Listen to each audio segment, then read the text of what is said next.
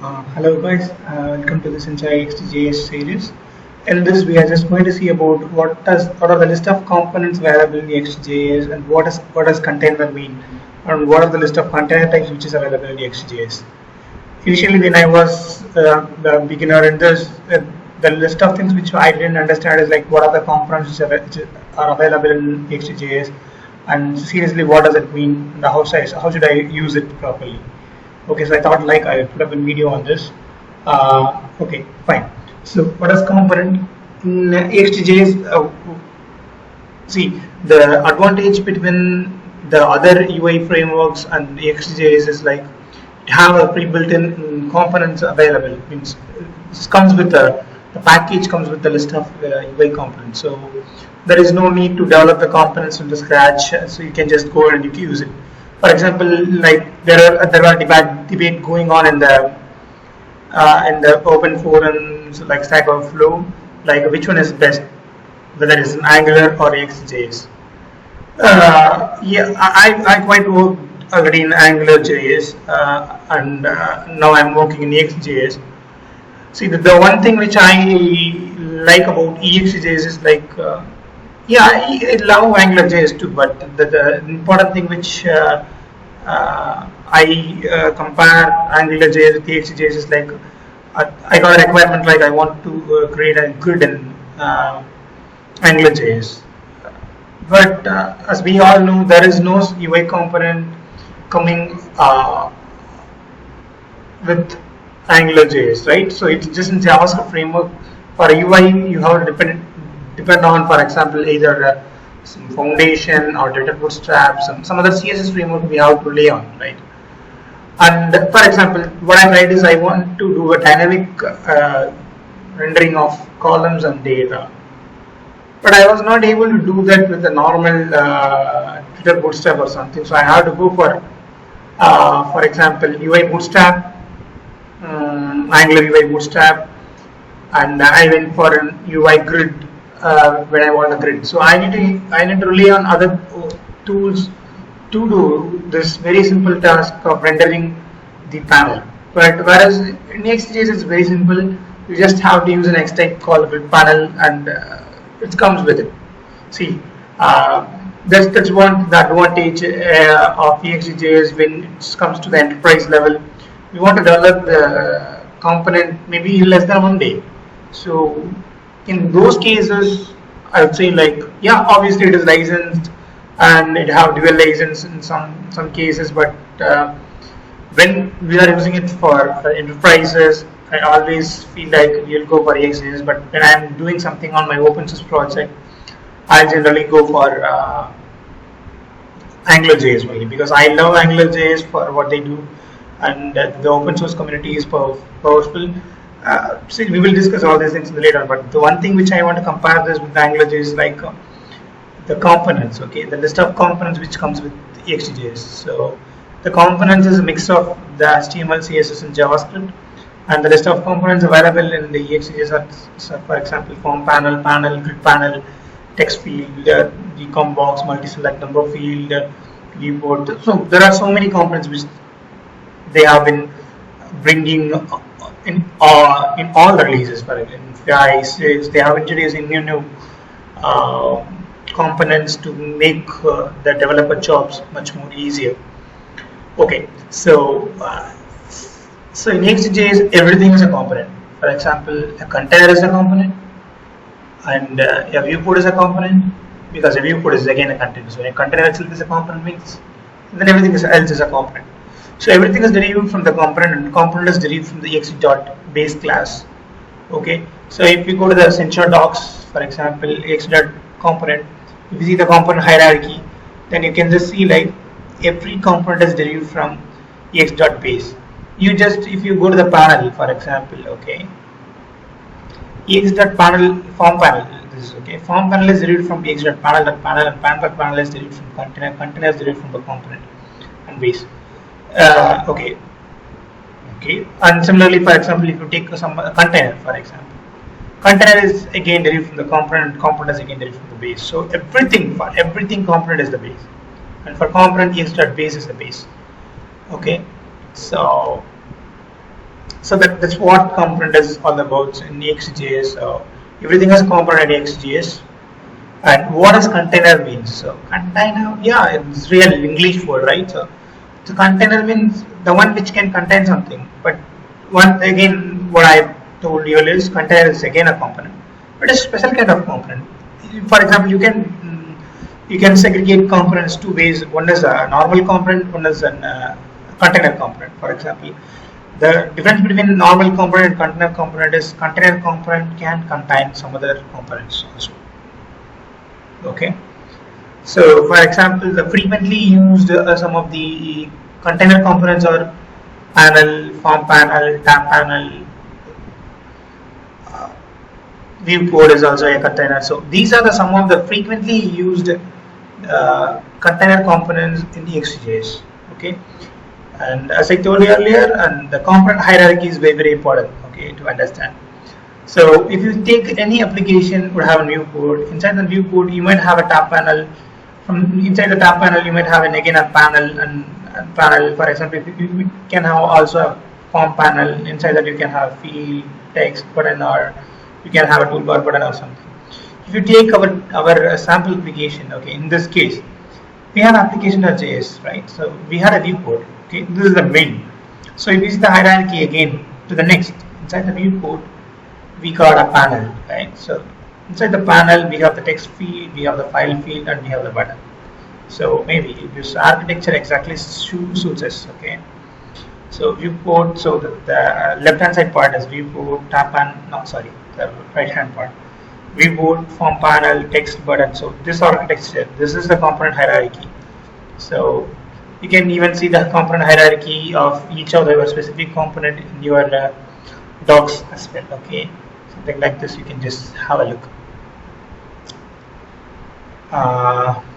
Okay, and one more thing which we have to understand as part of the component is every component will have a life cycle. Okay, every component will have initiated and it will be get rendered and finally it will be destroyed. So the component life cycles are generally handled by its specific containers. So for example, every component would be initialized, be rendered, and it will be destroyed. Or you can initialize and you can go for a destruction straight away. Okay, so this is what component lifecycle is all about. So if, for example, in our case, if we wanted to, this is a form panel, right? So, okay, this is form panel and we have a controller over here.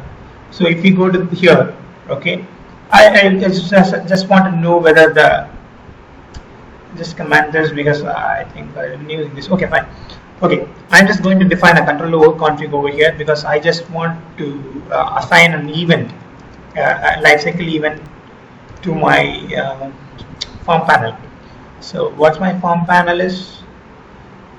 So if you check here, this is my X type of my view, and I'm just going to define the view name here, and I'm just going to write my event name here. Okay, so we can just go to the form panel. Okay, we already have a form panel, and you can check its list of events. Okay, you can say like before action. There are so many things. So we'll just concentrate on render.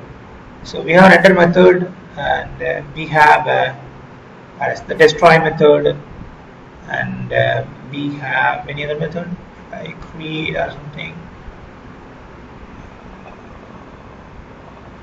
Okay. Okay, let us define that. Okay, render on app main, on render app, maybe we can keep something like that, and render app main. Okay, I want to have a destroy method as well. Okay, on destroy app main. Okay, and define a listener for my X type, which is a form panel. Okay, and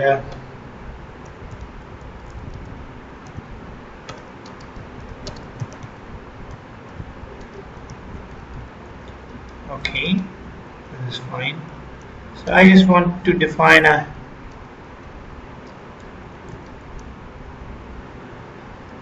console dot log this.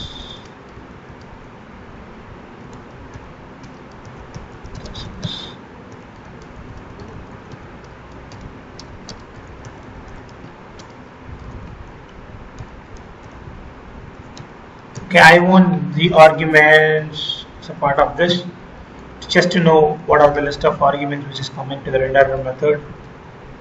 And this is my destroy of main method. Okay, save this.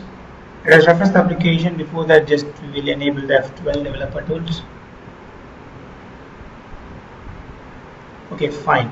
So let us do the refresh once. Let us check what happens.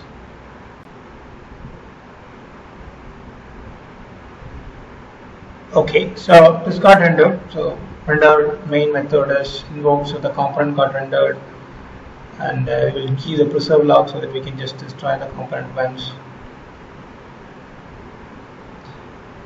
So this is happening. So we got the argument as a part of this. Fine.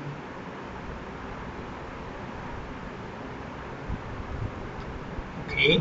So if you refresh it, then it should.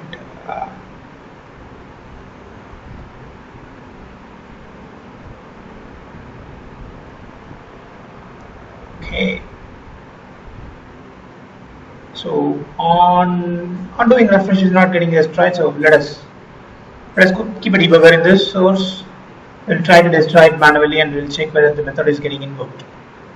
So I have a view main controller over here. I'm just going to have it here. This now. Okay, fine.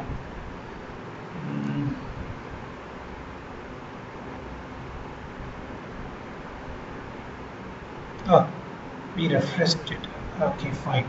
Let us keep this in the source code.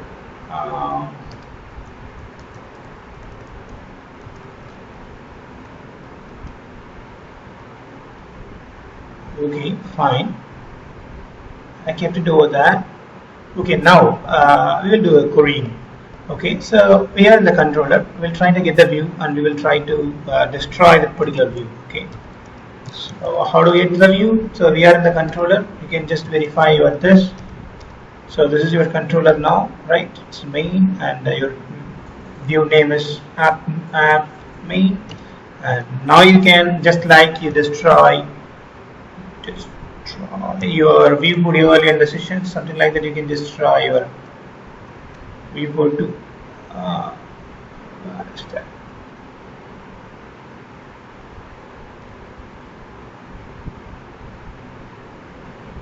Is it getting invoked?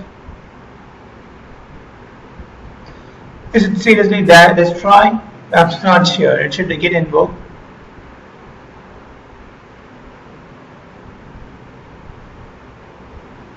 That is destroy. So the component is destroy. And for some reason we got the error over here. So